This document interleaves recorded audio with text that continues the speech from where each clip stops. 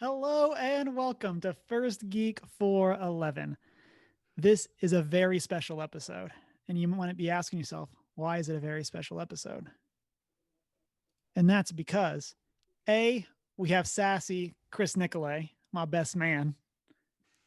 And then B, Emma is here, our Colorado correspondent. Woohoo! And then C, we are at episode 149, which is one number away from an arbitrarily significant number. Yay! Okay. And in this episode 149, where we'll be talking about the 2020 Video Game Awards, Pokemon Go, Wonder Woman 1984, and then wrapping up with the top 3 changes to a franchise we like that we are thankful for, which I thought was going to be way easier than it was, but it was not. It was not. I really don't really have anything for this. Of course, well, you have one episode to figure something out. Actually, not even. You have like That means roughly an hour. you have like 40% of an episode. 40 minutes. Yeah. 40 minutes. And if you want to let us know what you are excited about for the episode 150 hype, you can do that on our social media, which is OneGeek411 on our Facebook, Twitter, Instagram. And you can also join our Discord server to chat with us between episodes. You can send us an email at 1stgeek411@gmail.com and check out our show notes at onegeek411.com. And then you can watch live on Twitch Monday night at 6:45 Mountain Time, be part of the post-show chats. And then, of course, you can find the videos later over on our YouTube. And then, of course, you can rate and subscribe wherever it is that you listen to podcasts. Before we jump into this arbitrarily significant news, what all have we been up to? Emma, how's your week been? Pretty good. I started reading the next book for our December book club, which is Letters from Saint Nick, and it is very delightful, and I am loving it. And I've been working on a new puzzle that my godparents sent to me, and I've been playing a new game called Spiritfarer, which is also very fun and a good time. Yeah. What are your thoughts on Spiritfarer? I quite enjoy it. It's up. I will talk about this a little bit later on, but it's been nominated for a couple of awards at the Game Awards, and it's like, honestly, I think it deserves it. I would definitely highly recommend it to anyone who's interested. The art style is great, and the characters are wonderful, and yeah. Nice. I started following that studio from one of like their previous game, which was Sundered. And then I played that game too. Yeah. I know I liked it. So I knew I liked what they made.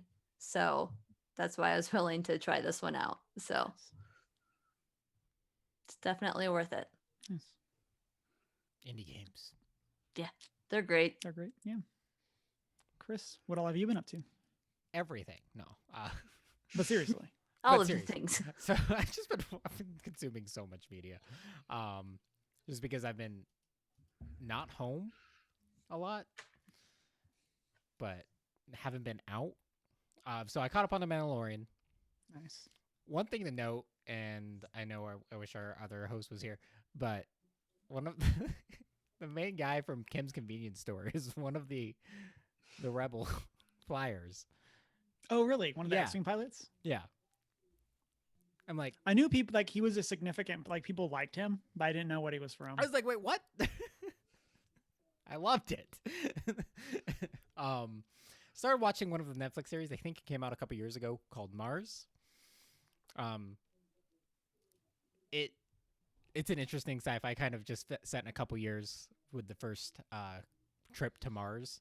But it uses like a lot of like current footage of like Elon Musk and like current events. Oh, from 2016 actually, and like current events, like footage from that to set up kind of like it's like set up like a documentary of the series of the first trip to Mars, but obviously not because we haven't been there yet. Or we have, and we got attacked by water monsters. Yeah. I wish that was the reality. Still, If only. not If gonna only. lie, I'd rather fight off water monsters than deal another 4 years of Trump. But Yeah. not to get political. Wouldn't we all? I've also continued watching. I'm in season 4 now of Star Trek Voyager, so I think that's 3 more seasons left. It's a long series, and these are long seasons. I didn't realize there's like 30-something episodes a season for Star Trek Voyager. I did go out and caught some Magmars for Community Day, second Pokemon Community Day this week or this month. I didn't catch shiny Magmars until my last hour. I was getting a little worried and almost just gave up. Yeah, we were kind of just playing like coincidentally while running errands, and Deanna was like, "I wonder what a shiny Magmar looks like." And then one Magmar later, she caught one, and I was just like, Nice. There you go. Yeah, I mean, like normally I catch him like within my first, half hour of playing, on community days. But yeah, I play like normally I play until I catch a shiny or a couple shinies, and then I finish the event and then call it good. But I just had to keep playing because I didn't catch a shiny. Like all day until I was like randomly, I opened it up while I was at dinner with my family and popped an incense and then finally caught a shiny Magmar. I was like, thanks, game. Thanks. Took you long enough.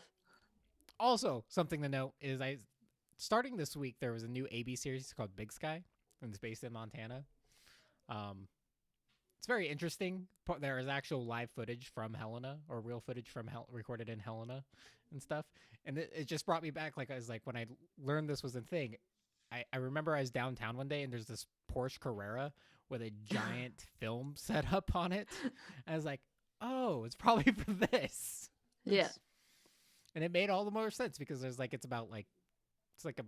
drama, like a police drama or something. I don't know what's going on yet.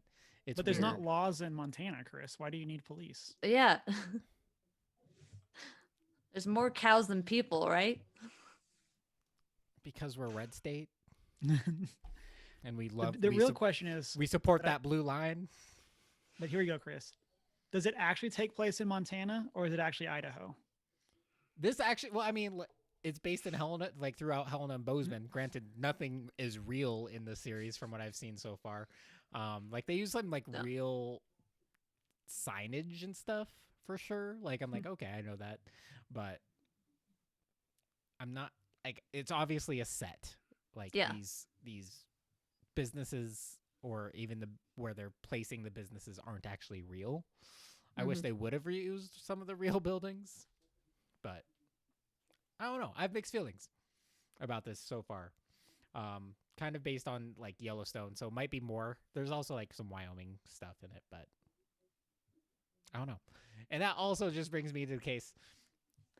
How many bear sighting notifications do you think I've received in the last 2 weeks? I don't know, like 15. 5. That's actually probably about it. So since November 1st, 8 Oh, on for campus sightings. I'm like, just like every time someone notices a bear, like because they obviously have to notify their campus just in case people are dumb and want to approach it. Which people are. And that's just for campus, University of Montana campus. I always love the Which I don't warnings even of, attend. please do not take selfies with the bears. Yeah. That's my It's favorite. always those signs where you look at them and go, clearly someone did that, Yeah. so they need to put up a sign. Who done goofed? Oh, what is it? So truly, speaking of no laws, there was an actual city that like enacted like was taken over by libertarians. Oh dear. So they legitimately rolled back like all regulation, got rid of so much like funding for so many things. And what do you think they have a problem with? Like, what do you think their like biggest problem with is in town? Bears and wildlife. Yeah. Because I was now gonna say PETA. there's no regulation about like feeding the animals. So And people are there's- just feeding them. And there's no animal control to take care of the animals. Oh my gosh. So people just feed the animals. It's like, it's not my responsibility to deal with this. I'm just going to feed them. And so there's just like, so there's just bears and bear attacks throughout this town because no regulation whatsoever. Yeah. Honestly, that's not a big surprise. Yeah, I kind of want to go there and feed the bears, if I'm being Yeah. honest. Right? Like specifically because of that. I want Like, to try to ride one as a result of that. I mean, if I learned This is anything my new from reading steed. the Bible, it's that I have authority over God's creation. So Dominion. Yeah. Sit, boy. No Let's fish see. for you until you sit. Let me Until you put the sit. saddle on you. This has been your weekly Montana check-in with Chris. There's like just a lot of random things about Montana just came up this week, so thought I had to mention it. But yeah, that's what I've been up to. Lots of sci-fi and bear sightings. Woohoo. For me, we played D&D the other night. It was our first time playing at level 7, so I feel like I finally get to do stuff that was what I wanted to be doing with my class the whole time. So like, it's riveting that it took us forever to actually get to those features. I'm a little bitter about the Eldritch Knight, if you can't tell.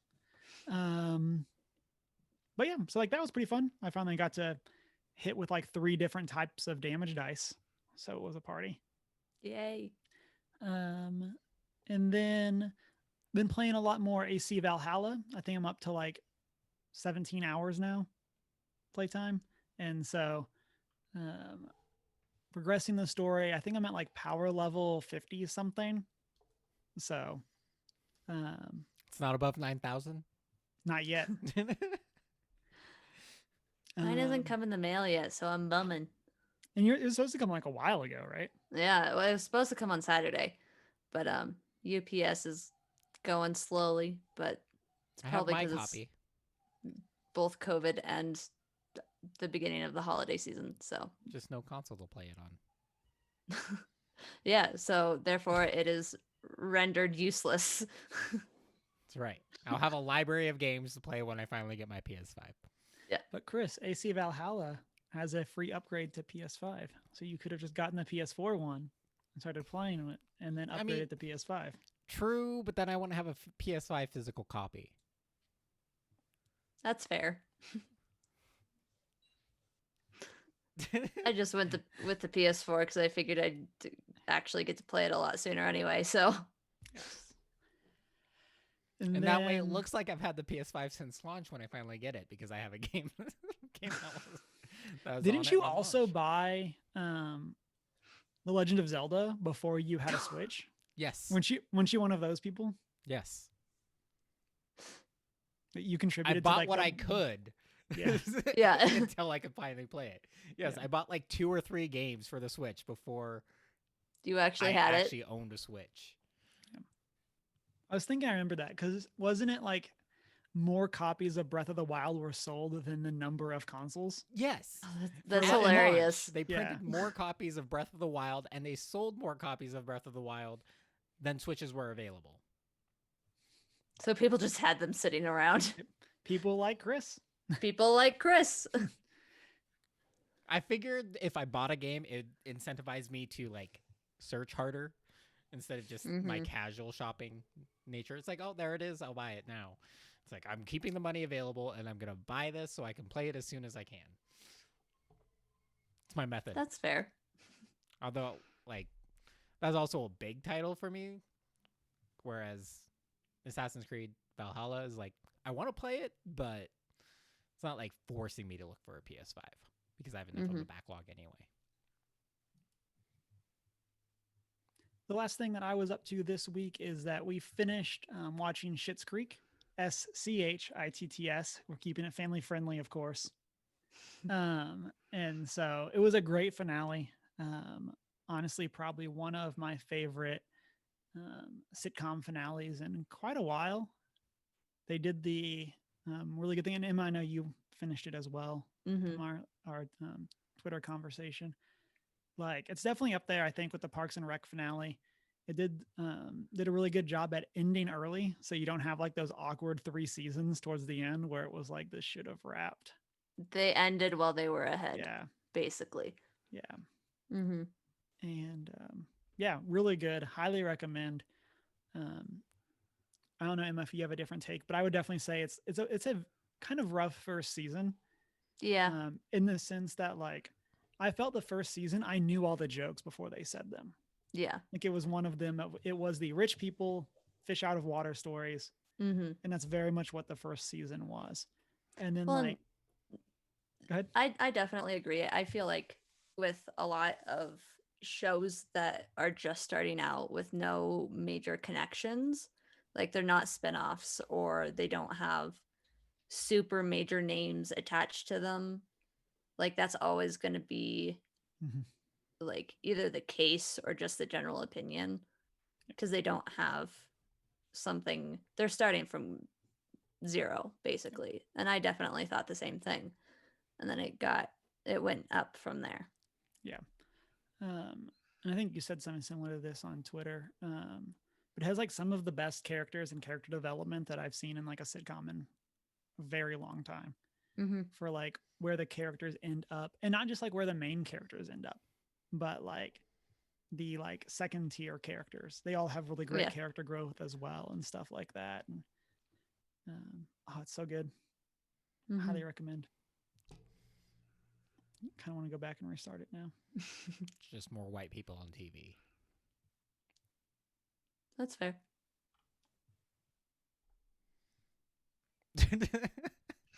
Yeah, you're not wrong.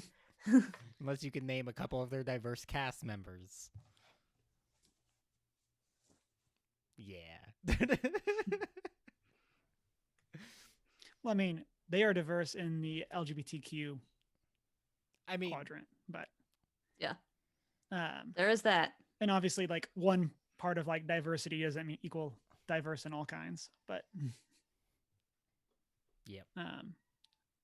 This fun was like three of the primary characters are all related, so like that's pretty fun. And so like it's the main dad, the son, and then the cafe owner are all related in real life. So I didn't realize the cafe owner was related. Yeah, Twyla is Eugene's daughter. So I didn't realize that. I knew Eugene and whatever his name is, who plays David, were related, but I didn't realize Twyla was in there too. Yep. So it's pretty cool. There's also a nice documentary, like 40-minute thing on Netflix. And so it's a good like wrap up kind of thing of like looking back at the series. So highly recommend that as well. So with that, let's jump into our news segments for the week, starting as always with video games. And so the biggest, I guess, news of this week is that we have the nominees for the 2020 Video Game Awards. We're not going to necessarily read through all the categories because there's a lot of categories. But we do that every year. Well, every year I say we're not going to read through all the categories, Chris. And then I talk about 2 or 3. Then you read through the rest of the categories. I don't read through all the categories. I mentioned, like, I give honorable mentions for what I would vote for. Because they're worth noting. It's like, well, finally, this game gets a shout out, so. For once. So, yeah, for once. Things we'll have a little bit of that certain games getting shout outs later on.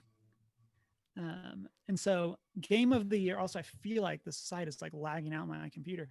And so game of the year nominees are Doom Eternal, Final Fantasy VII Remake, Ghost of Tsushima, Hades, Animal Crossing New Horizons, and The Last of Us Part 2. My vote goes for Animal Crossing New Horizons. Mostly because it's just the timing of that game and the pandemic. Everyone got in on that. Yeah. Everyone. And they stuck to their release. Yeah. I think there's definitely that. And this is kind of the like back and forth for game awards of like, and this comes up with movies too, of like fun movies versus technically great. Yeah. And so like you see that a lot with like most like award-winning movies are not like blockbuster hits. It's Um, the technical side of it right. that gets Technically it done. speaking, I don't know what I'd vote for. Ghost of Tsushima? I don't know. I Of mean, the I've only been a I've only played Last of Us 2 and Animal Crossing, so and I have no exposure to the rest of them, so I have no opinion in terms of the technical side of it. But the only two I've played are The Last of Us Part 2 and Final Fantasy VII Remake. And so, of those, I've made my stance on The Last of Us Part 2 well known. And so, that would definitely be my vote.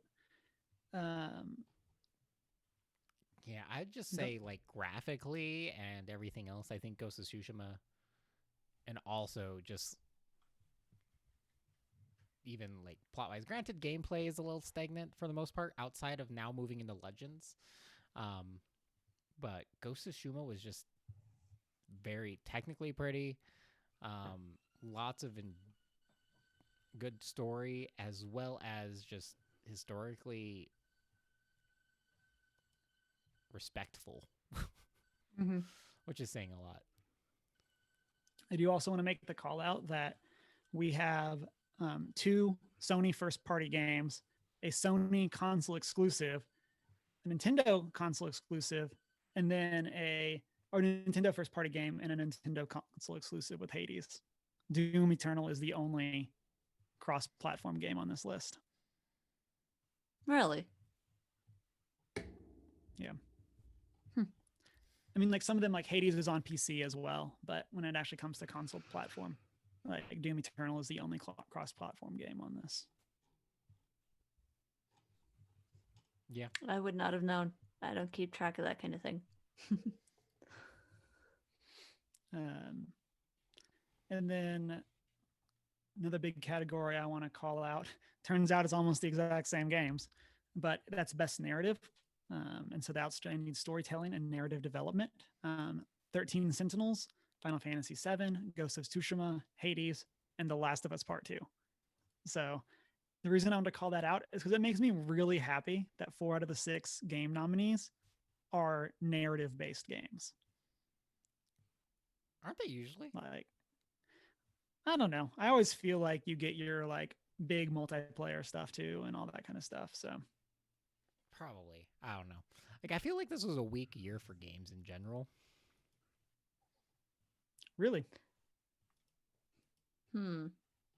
Like I think the games that came out, I'm just saying there's not like a ton of games that came out this year that are like worthy of mentioning here. So you're seeing a lot of repeats like in most of these platforms. Granted, you usually see that in any award thing. Well, but yeah. like I think a lot of that is because there were a lot of the games that were released were major games, like Last of Us Part 2 and Ghost of Tsushima. Like those were games that studios put a lot of time and effort into. So, I mean, that's just those are just big AAA titles. So that you're saying it's a weak year for indie games. So indie studios have been inactive. well, not necessarily indie. Like you have your second parties. Yeah. Like you have your THQs, your those types of studios true. that. But I'm just saying, like there's a a difference between games are AAA weak. and indie. Like there's other stuff. Like I mean, I'm not saying the games are weak. I'm just saying, like it wasn't a packed year. Yeah. Like there wasn't like on any like major release day, there wasn't multiple games typically. Yeah, I see what you're saying. Like because I think probably mostly due to a lot of delays that took place this year. Like I think there's just a lot of things that ended up not coming out this year or set for start of next year too. Yeah, I will say though on that, I feel like the highs of this year were a lot higher than last year. Oh yeah, for sure. Like yeah, absolutely. I know like that was a big thing where it was like there were a lot of I mean even like outside of just that AAA space, like and while I haven't played it because I'm waiting for it to come to PlayStation, like Hades has been getting a lot of talk when it was in like open beta and stuff like that on PC. And then it's getting its actual like console and official launch, like things like that. there's a lot of those like anticipated games that I think a lot of people are very much looking forward to. Yeah, and I think also like in general, I think because of the new consoles, studios in general were focusing more on getting development for next generation, which meant that they were going to push their release dates for any new IPs or new games until the very end of the year. So we're not going to see them on this year, or they're like really pushing for 2021 as a result of new consoles of the Xbox and PS5. And there is that weirdness with release for this where it's not actually 2020. It's the end of 2019 until like early now. November. Yeah. And so, I mean, obviously, being able to play the game is an important piece for being able to include it in your awards. Well, I mean, you could just not do your awards before the year's over. Like, well, I mean, so you like have to have people vote. So I mean, like, but they do theirs because they release the results like start of next year, right? So you have like a month. No, it's like in December. They do actually announce results. I can't remember. It's been a weird But one. yeah, so on that, the most recent games on the list are the launch titles of AC Valhalla and Spider-Man Miles Morales. And then Yakuza Like a Dragon is also in for role playing. So, well, see, that's so hard, especially like because it is a vote based.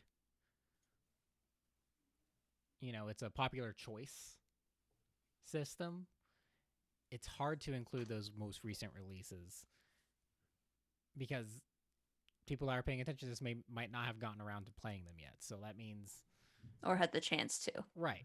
So like if I'm going to vote, you know, in something that has several new games in it, I'm like, that would exclude 2 of the 6 options for that voter. Exactly. And so the way that the nominations and stuff works for this though is it is off of like press, and so a lot of these people will have games ahead of time. Yeah. So you'll see people that will nominate your AC Valhallas, and they've actually already had it and put in 40 hours for review and all that stuff. So right, but now if I go into like as a person going into vote, who hasn't spent Right. 40 hours I'm not a on reviewer. Right, but your votes don't count differently. My vote still counts, Cameron. I can still vote. So if the majority Right. of your people that are voting on your website haven't had a chance to play the games that the reviewers have, those games are right. going to But be weighted. they're not equally weighted, Chris. That's what I'm saying. Right, but I understand you're saying that, but you have a bulk of people that are contributing to your metric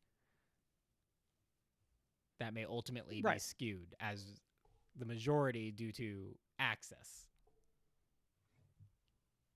Yeah. Well, so here it is. The voting jury, which is people from 95 global outlets and influencers, is 90% of the vote. And then the public vote, so the vote that you can do now, Chris, on their website is 10%. That's what I was saying. They're not equally balanced. It's 10%. So that's what I was saying, is it's the vast majority of that influence is on people who have the games or are more likely to have the games. So, which then gets into the opposite of like recency bias.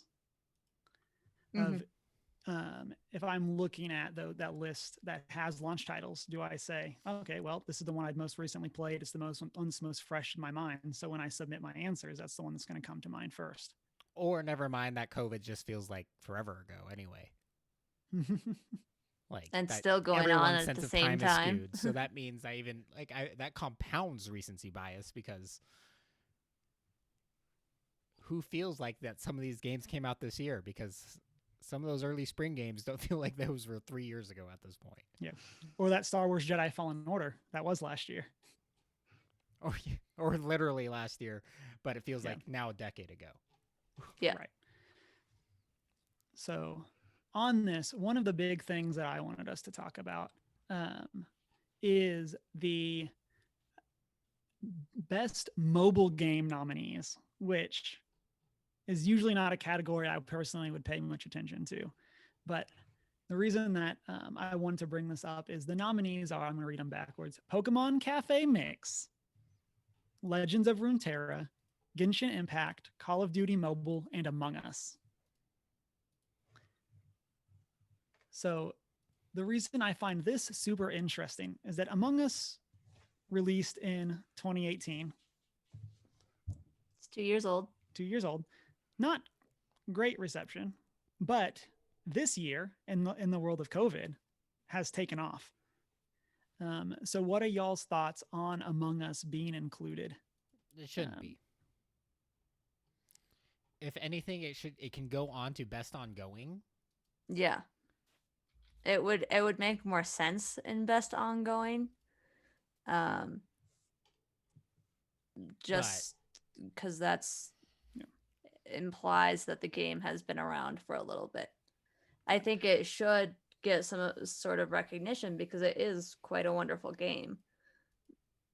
But I'm sure there's other mobile games out there that could use the credit under that spot or in that spot, while Among Us also gets some kind of credit in a different category. Yeah.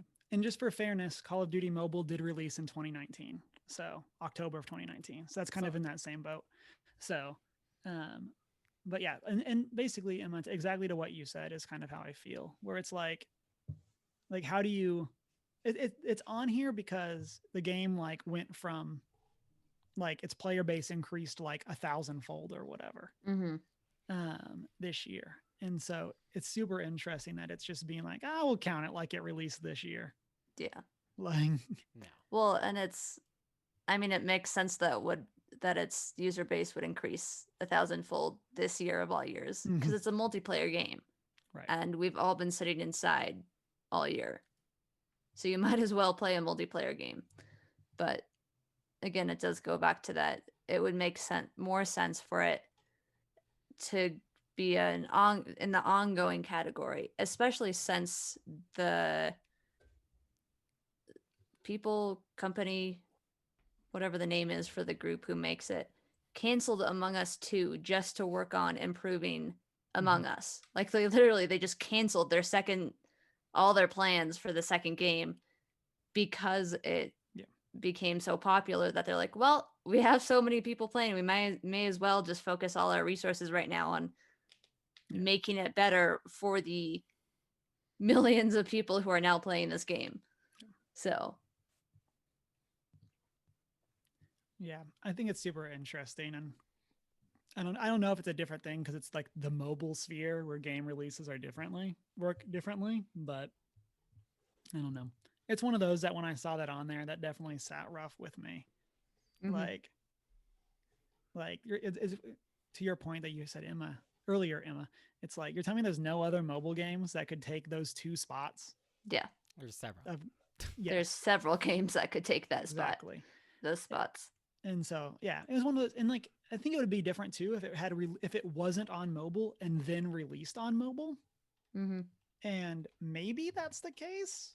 The release dates I couldn't find were 2018, but yeah. And so like that was one that definitely struck me weird. But, yeah, I believe like Eve Echoes was a big game that launched this year related to the Eve universe. Could have made a point. I don't know. There's so many, like, yeah. You can even like make its own category. Yeah, like a comeback category. Yeah, like a games that found success. I don't know. Like, it seems like that'd be a hard category to do every year. But that like almost goes on like, you know, like it's just best ongoing. Like that's why No Man's Sky is nominated for best ongoing game. Right. That definitely would not have been game of the year it came out. Yeah, no, it definitely didn't make not. any listings that year, or even the following years. But the last couple of years since their big major updates, for sure, it has made its way onto this listing for best ongoing. So that's because they've made where it belongs. And some games were great, and then continue to be great, so they make it onto best ongoing for things that receive support, continued support. But yeah.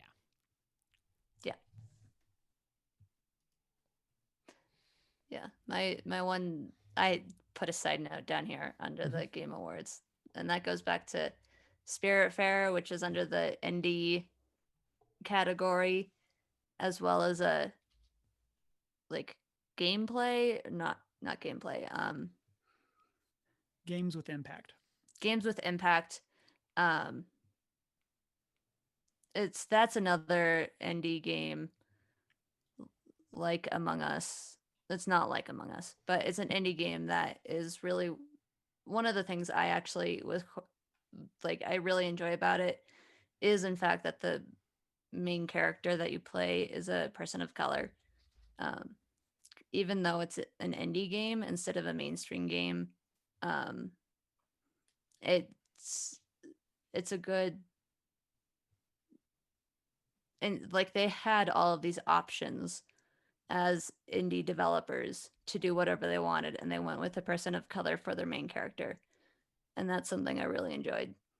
Um, so that's just my last. I've talked about it pretty much already at the start of the game, but Spiritfarer is a game I would recommend. It's very relaxing. It's not super stressful.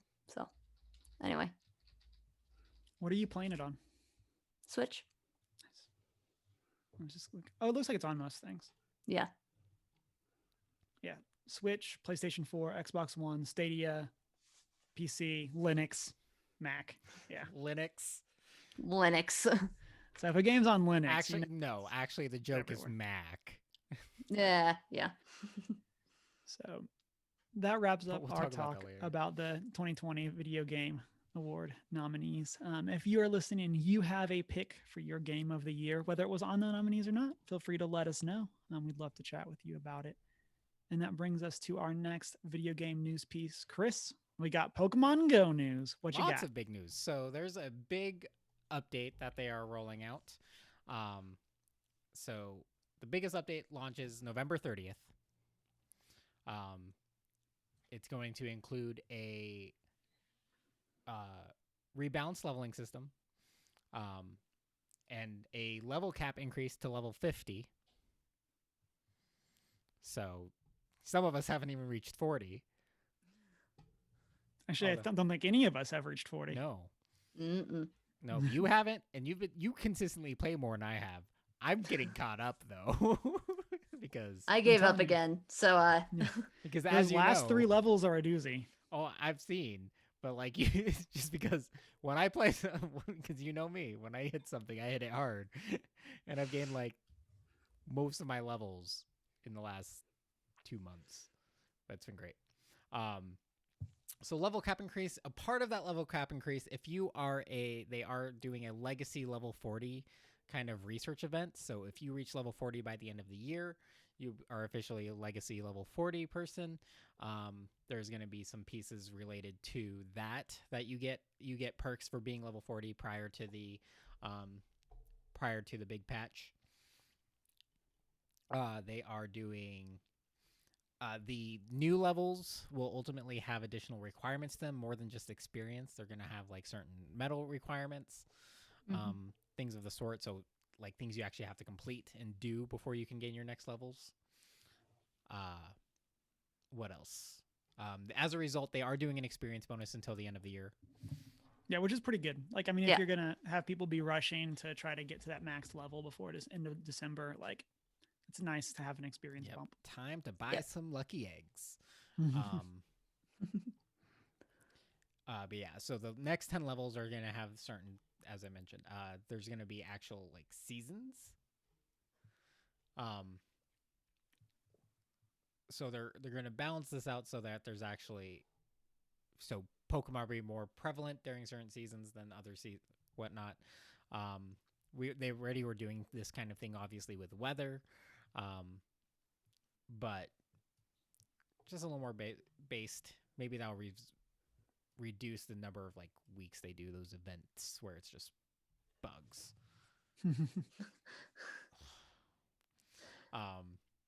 The one type almost no one uses. There's some cool bugs out there, but you just never get anything useful. Really, the only reason I ever got the bug Pokemon was because they looked cool, not because they were useful. We're getting obviously the Kalos region Pokemon. Which is Gen 6. Gen if you- 6, yep. For those that, yep. Well, the start of their release. So obviously, they do these like phased releases when they introduce a new generation and things like that. Or sometimes you get like a brand like from the newest generation. They're like, hey, let's just throw these guys in there. What? Like we already have Galar Pokemon in the game and stuff like that. Some just general quality of life improvements, obviously. And things of the sort. So lots of cool things are coming kind of to incentivize people to start playing again. Right now, we also know they are experimenting with distance trading, which is we need because I don't play with anyone local. Which obviously as a result of the success of raid battling, but they're playing with that still. Yeah, it's gonna be awesome. You know what else is going to be awesome? Our next news segment as we go into movies, TV, and entertainment. I hope y'all like that forced segue. And so, after being supposed to have released in like March, Wonder Woman 1948 is finally coming out. 84. 84. Not whatever I said. You It's said like, is it 1948. even like the first Wonder Woman time frame? No, that would have been before. It would have been after. So it wasn't even. It wasn't even Yeah. right No, there. it's like No. it's like you missed both marks. Yeah. And so Wonder Woman 1984 is going to be releasing on HBO Max on Christmas Day. And then in select areas where HBO Max is not, it will be releasing in theaters the week before. And so the big hype for all of this is that it's free if you have HBO Max. So Yay. I don't, but yay. Wait, Yeah. no double paywalls? Right. No double paywalls. Can someone tell Disney? Yeah. Please. But yeah, like that, I think that's like, this is the type of thing that we needed to happen if we wanted to see this happen more, is we needed a studio to have their big blockbuster and say, you know what, we'll give it out to the people on this platform. Yeah. And big props to HBO Max for doing that. And because they definitely could have just followed the like, well, Disney did it, we're going to do that for us too. And so I'm really excited about this. I don't know if we'll watch it on Christmas Day necessarily, but also who knows what the holidays are this year. Yeah. And so I have a feeling if I tried to pull that, my family would not be very happy with me. So I already know that's not happening, but I would like to watch it eventually. I don't know. I mean, like in general, I think there's going to be some success like with this. There's going to be lots of people who just in general aren't traveling to see family in this season. So I think a lot of people might just be chilling out watching Wonder Woman. Right. I mean, also like going to see the movies on Christmas Day or Thanksgiving Day It's is a big tradition thing. for a lot of Yeah, a people. lot of families do. Mhm. So, Just like so they Chinese could food. definitely even just become the like, instead of going to the theater, we'll watch this movie that's brand new that we can finally watch. Like At home in our own living rooms. right. And so, I really hope out of this we get to see like the numbers for how many people watched it in the first day or week or whatever. I'm super curious to what I that's want the going to be. numbers in the following week. That's Yeah. where Netflix is, or HBO in this case, is just checking up on the people that watched it X number of times. Yeah. We noticed that you watched this 187 times. Are you okay? No. I love that Netflix tweet. That made me so happy. That was regarding like a Christmas film, right? Yeah, it was Last like a year, Christmas Yeah. movie years last ago. year. Yeah. But yeah, I'm really excited. There's not too much else to say. It's great that this movie is finally coming out. We're finally gonna be able to see it. It's definitely in that batch of movies that like we would have watched 7 months ago or whatever. Yeah. But We didn't we didn't. Yeah. because of COVID. Right. And then Emma, you got something added for us. Oh, yeah, that I know next to nothing about. The Fresh Prince reunion happened this week. That's all I know. I know that it happened, but I know nothing else because I never actually watched the show. Never took much interest. But from what I can tell, it went really well.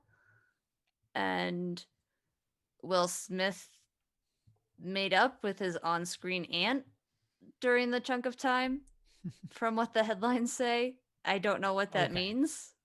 Okay, So, stop talking then. No, Emma, Yeah, you are always but- welcome to talk. I mean, you're always There welcome we to go. talk. But so yes, ultimately, so Will Smith, Janet Hubert. So Janet Hubert was the original cast choice for Aunt Vivian.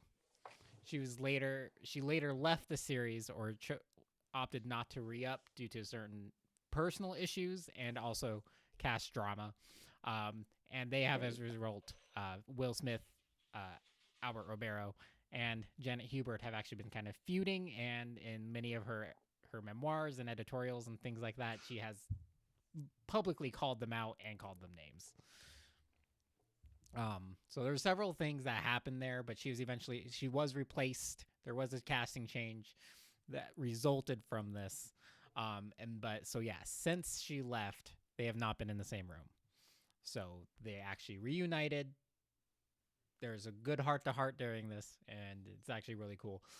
There was talk as a result of this because Albert Roberto left before reuniting with Janet, so there was whatever. Alfonso. Alfonso Ribeiro did leave prior to being the reunion with Janet as a result, but not as a result of the drama. He just had prior commitments, such as America's Funniest Home Videos, I think, right? Which is, for some reason, still going. Yeah. Somehow. I mean, it's easier for them now, actually, because they don't have to base it on submissions. They just pull stuff off YouTube.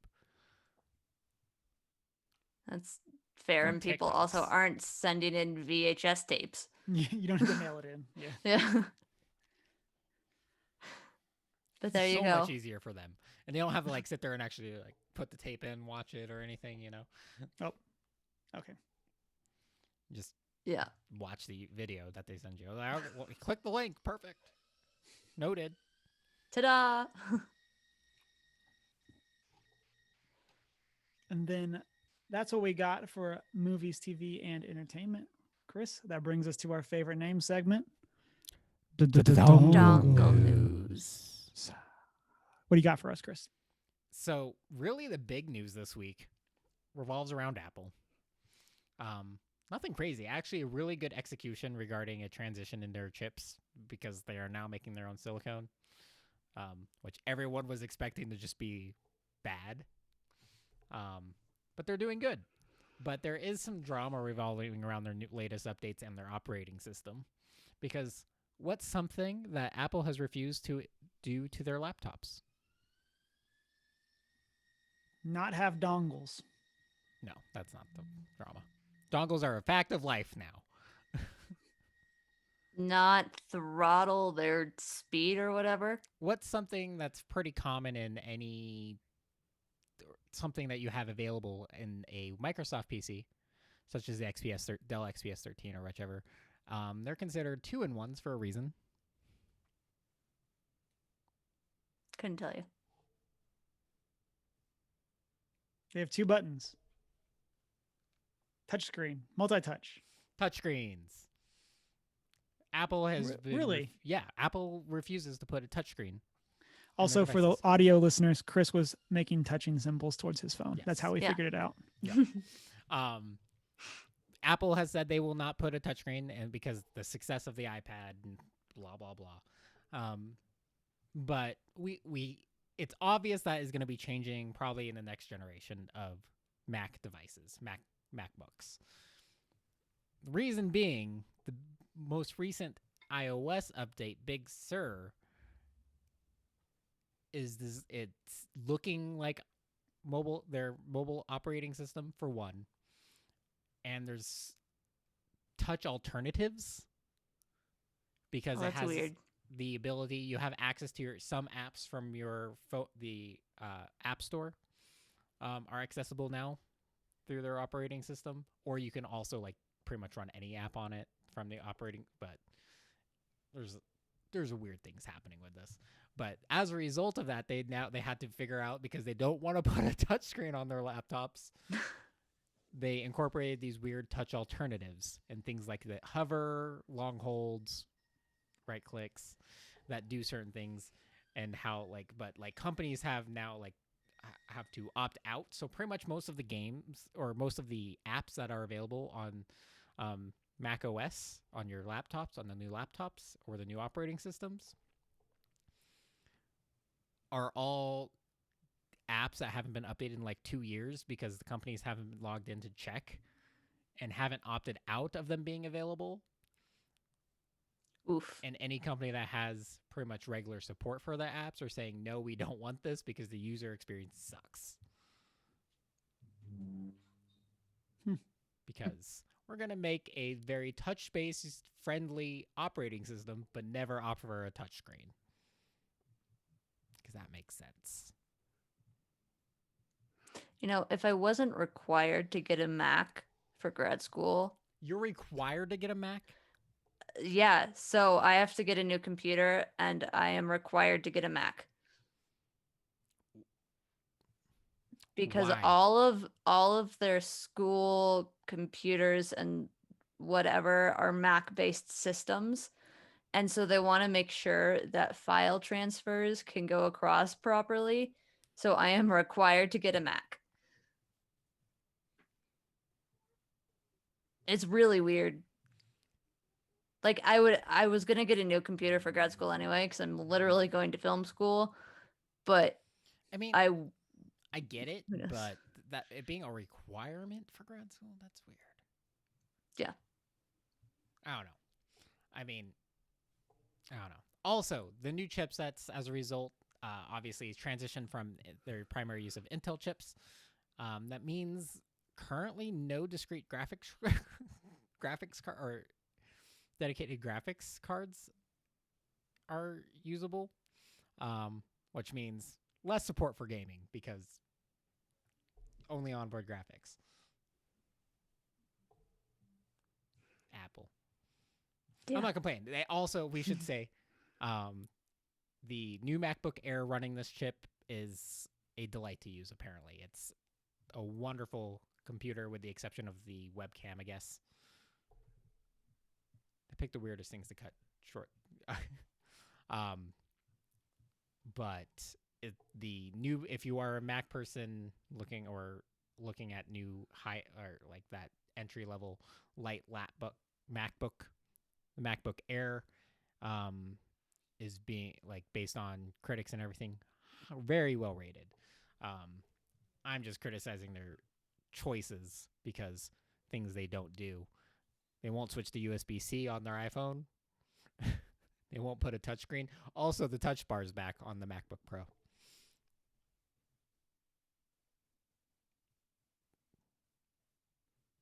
Yeah, dongle news. That's it. Just one event about Apple. Let's go ahead and jump into our special segment. Chris, we got an announcement.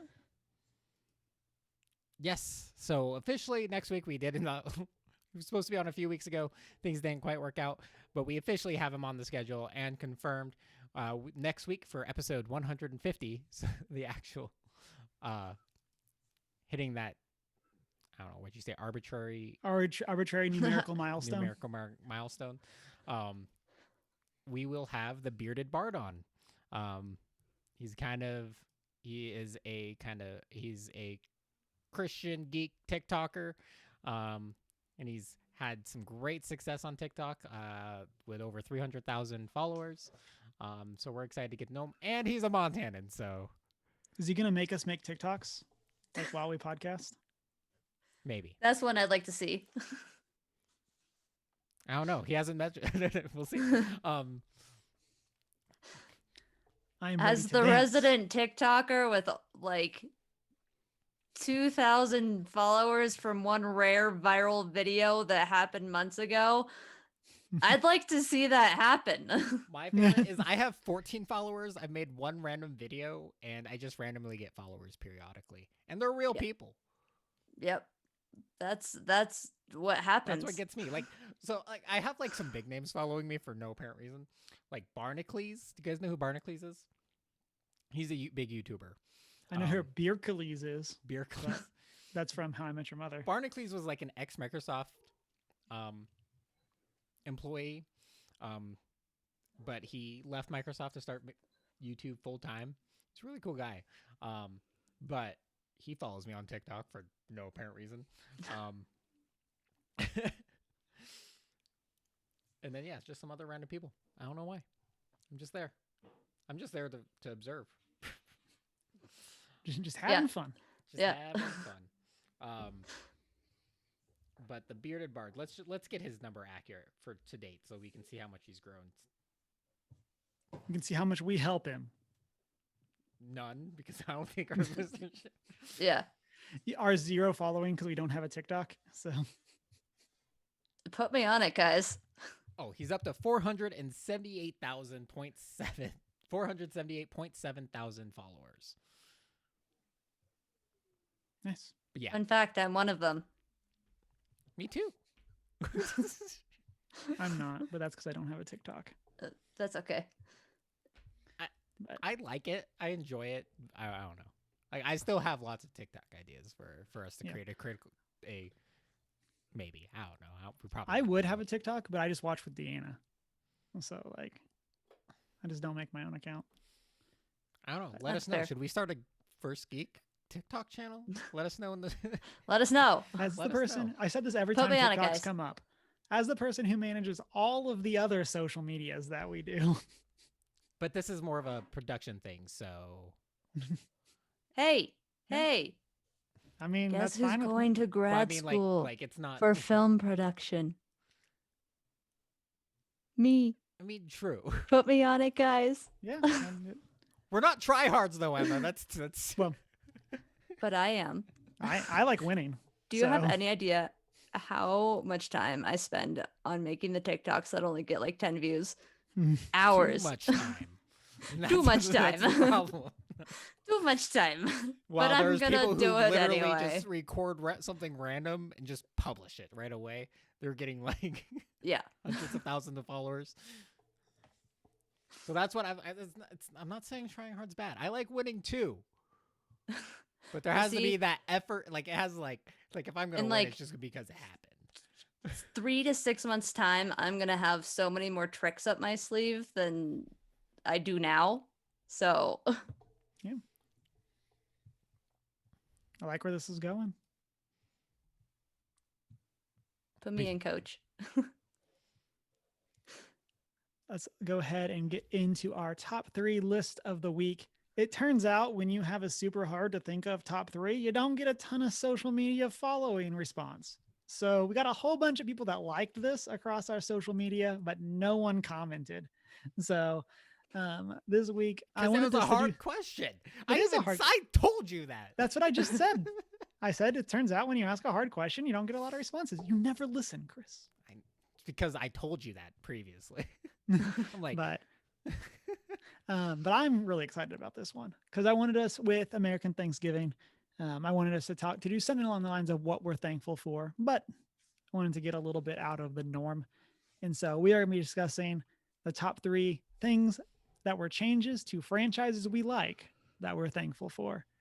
And as always, reminder, the first rule and only rule of top 3s are that there's no rules. So, Emma, why don't you start us off? To no one's surprise, my very first one has to do with Doctor Who. And the fact that we now have a woman as a doctor. And that would be clearly Jodie Whittaker as the 13th Doctor. It was a very exciting day for me when that was announced, as someone who's been following Doctor Who for 12 years at this point, to finally see a woman in the leading role. And like the character is written well and her performance is wonderful. Some of the stories are not so great, but her character is great through the whole thing. And so that was a change from the Doctor being always a male to there being a female in that role that I was very thankful for and over the moon about. So that was Still my need to first get one. there. We're still on Capaldi. Almost. That's okay. So close. Almost there. Almost 3 there. seasons to go. So by still on Capaldi, you mean you haven't started yet? And we're I think we're like halfway through his first season. Okay, there you go. Have you gotten to the tank and the Rocketar No, we haven't gotten there yet. in the medieval ages? You do what you gotta One do. of my favorite scenes of the entire series. Chris, what do you got? So, I guess my first one isn't really an actual change, just more so like something that the series has always done well. Start off there. And so that's Star Trek and diversity. Star Trek has always done a great job with a diverse casting, hiring even just outside of diversity and portraying people without like tokenizing them. Ever since the original series, moving on up through obviously even with Next Generation or Voyager, putting a female in the captain's chair, and up through Discovery with just very strong, awesome characters, and just portraying them in a very awesome light, and also just having that just in general built-in diversity in their casting. It's always done that well. Mm-hmm. Which is something you want from a sci-fi series that portrays the best of humankind, of what ultimately we want in a utopian organization. Granted, the themes and things they are playing with now in Discovery and things like that, or even in the most recent Picard series, obviously is kind of the dark and gritty side of that portrayal of perfection or the utopian ideals that are the Federation, but which I'm also digging because it's those that hold the ideals struggling against that. But so I like those types of changes. My first one is the overall changes that we've seen to the character of Spider-Man in like the last 6 years or whatever. Basically, since we got Spider-Man back in the MCU. So we had, from the MCU standpoint, we have Spider-Man as a person with powers. We don't get the origin story. We don't get any of that. But then we also get a person who like looks legitimately like a high schooler versus the like, the Tobey Maguire and Andrew Garfield, and so which both looked significantly older than the character is typically. So that portrayal. Then we got the Miles Morales and the emphasis on that version of the character, and so the diversity there, that inclusion, and then going into Marvel's Spider-Man, we got to see like young adult Spider-Man, and so we got to see 20 something. He's already fought a lot of his rogues gallery. Like he already has significant time under his belt. While I haven't gotten to play the Spider-Man Miles Morales game yet, one of the things that I'm looking forward to there is that like mentorship and getting to see Peter Parker there and supporting Miles, or away and supporting Miles, I guess technically, but getting to see that side and that dynamic as they build both of those characters up for whatever it is that Spider-Man 2 is going to be. So thank you for I guess all four, I guess 3 of the last 4 Spider-Man properties haven't been origin stories. Yay. So What? Yeah, in on that. So, How many times do we need to explain right. that this Radioactive person spider. got bit by a radioactive spider? Yeah. It's like I like that all they have to do now is just like do a character flash montage in the beginning and just get straight into the story. It's like we know. Yeah. Again, or don't. Like it's kind of one of those too, where you can just be like, "Yep, it's Spider-Man." But I mean, like you can just Yeah, I throw in mean- like that page flip thing they've been doing, like at Yep. the start of every Marvel movie. Just throw Yeah. that in, and it's just.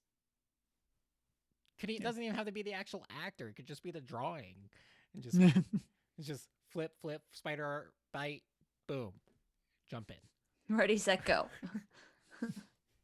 Your audience is smart. They're None probably of us, going to figure like, it you out. don't have to show us who he was before anymore. It's like we Yeah. get it. Especially with Spider-Man. Emma, what's your number 2? Speaking of the MCU, this is more of an addition rather than a change. Adding Ant-Man and making an Ant-Man movie where Ant-Man was a completely unknown character before, I thought was wonderful because I was highly skeptical of making a movie about a guy who gets a suit that makes him shrink and essentially turn into an ant. Looked completely stupid. But then it ended up being one of the funniest and best movies of the entire MCU. And like they could have just gone with some character that at least had some more name recognition. But no, they went with Ant-Man. They knew it was stupid and they ran with it and they did great. Thing about So- Ant-Man, it also gives like it brings a lot of like the science Yeah. to the actual series, even outside Yeah. of Iron Man.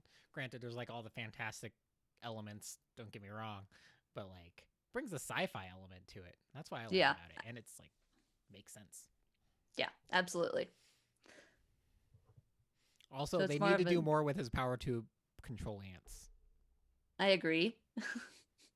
Just throwing that out there, like we like outside of the first movie, we don't know that he can do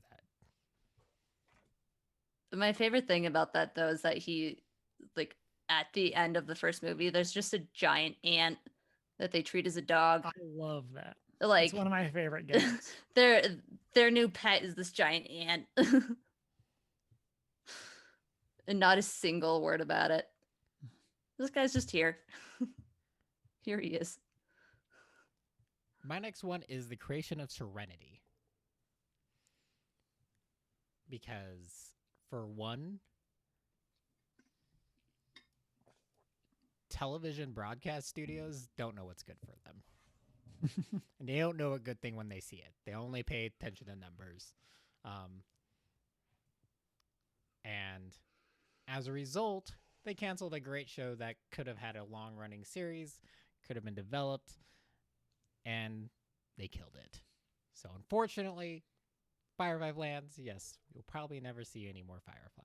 But as a result of awesome fans and everyone coming together, this was the first big kind of thing that was crowdfunded from a major title.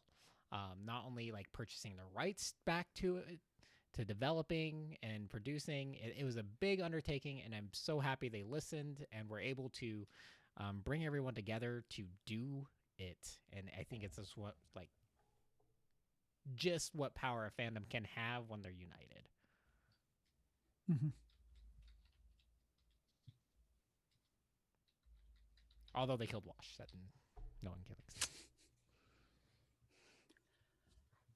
My next one is my Magic the Gathering one, and that is the changes to the new player products, specifically the things that we, would have seen this year had we not had, COVID.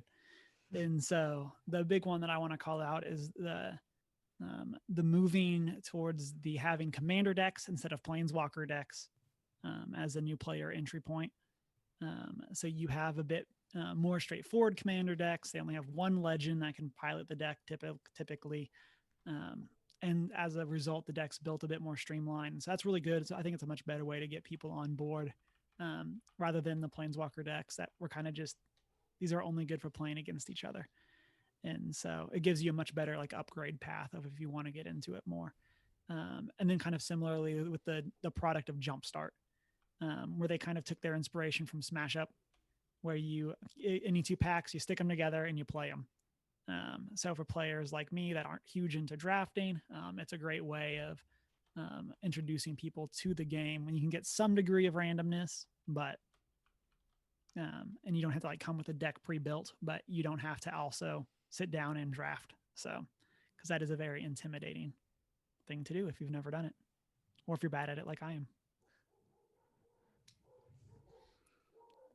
And my last one, since the rule is there are no rules, was a casting choice from comic book to big screen, and that was Robert Downey Jr. as Iron Man. Because there honestly is no better person for that role than Robert Downey Jr. And he is Tony Stark in all things Tony Stark, and it was a perfect fit. So it wasn't really a change, but it more of a very solid casting choice that I know that many people, along with myself, I'm very thankful for. So. Okay, you're gonna hate me for this one then. Okay. Best storytelling decision in the MCU: killing Tony Stark. I mean, I don't hate you for that because honestly, I agree. I'm. Also, granted. Spoiler. Oh no. Endgame came out like a year and a half ago. And most people watch it 3 times in a weekend, so yeah. If you didn't, you might not be listening. You wouldn't be listening to us anyway.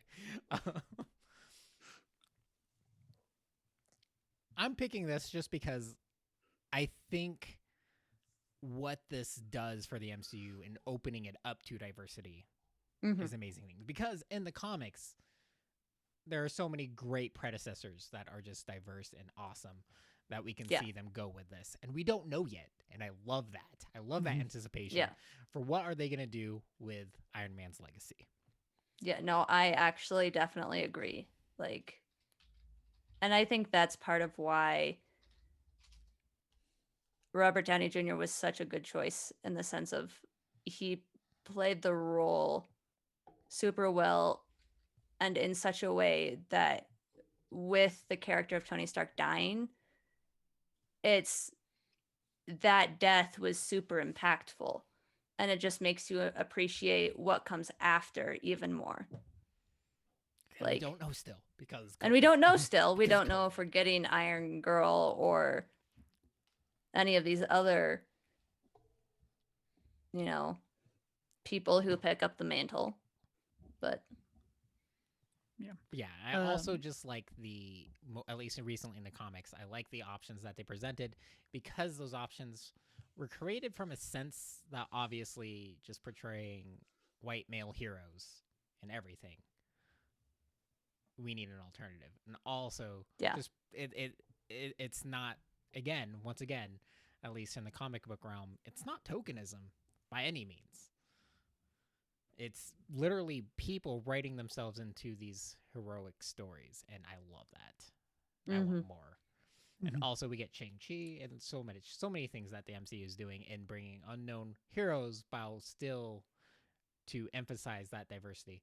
Granted, sometimes some of their choices definitely feel like tokenism, so we'll see. And I do want to call out on those options. I don't remember if we talked about this, but the woman or girl, I guess, who plays Morgan Stark in Endgame, dressed up as like Rescue in like really awesome like armor for Halloween, and basically just like added Marvel Studios and was like, I'm ready, like put me in. Oh. So her name's Lexi Rabe, and so let's get her as Rescue. Let's bring in someone awesome as Ironheart. Like, that's the one I'm most looking forward to. I hope that Fingers crossed. Yeah. My last one, I had to change because of what Chris said. It got me thinking.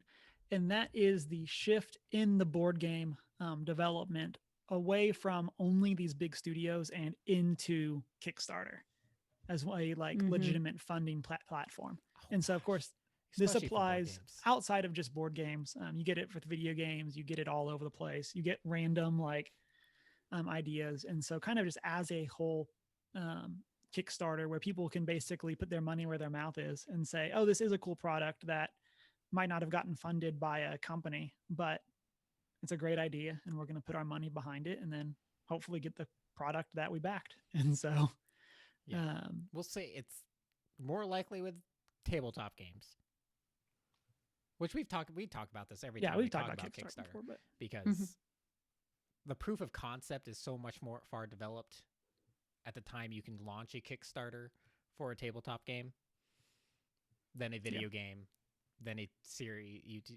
a video series, and so many other things. And so essentially, by the time you're kickstarting it, proof of concept, they're pretty much just production funds.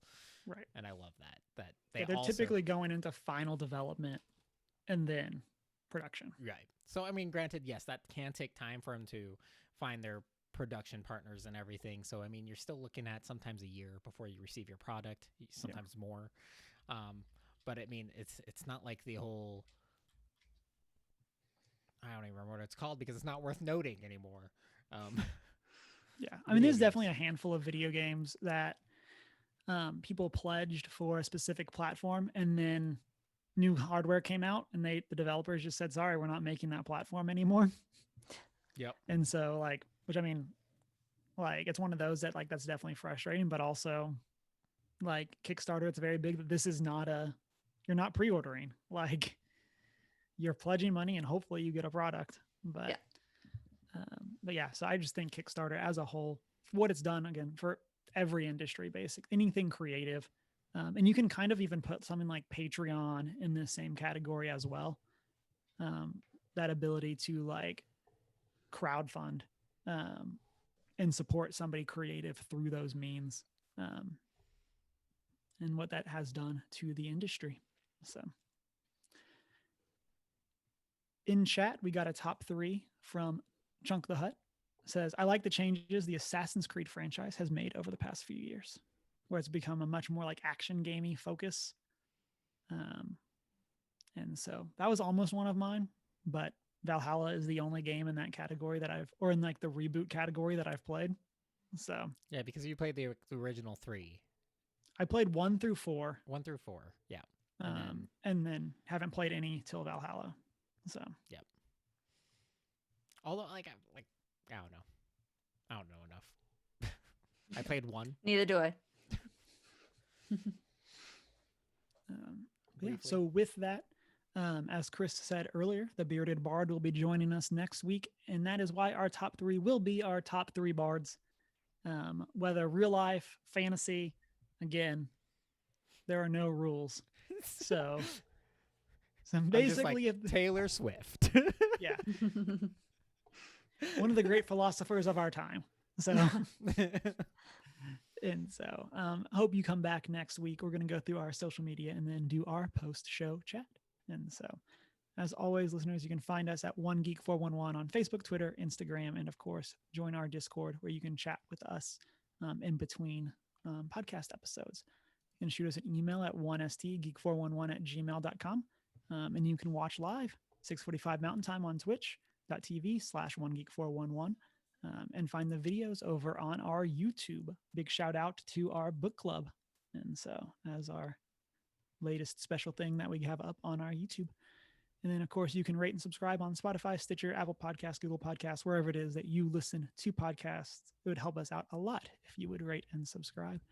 And then you can check out our show notes over at onegeek411.com, where you can find our sister podcast, Faith, Trust, and Pixie Dust.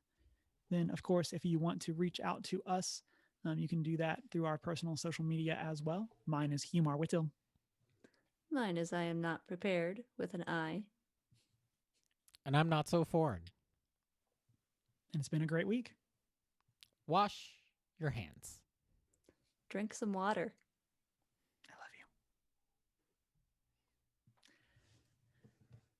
In chat, Chunk the Hut says Queen is his favorite bard, hands down.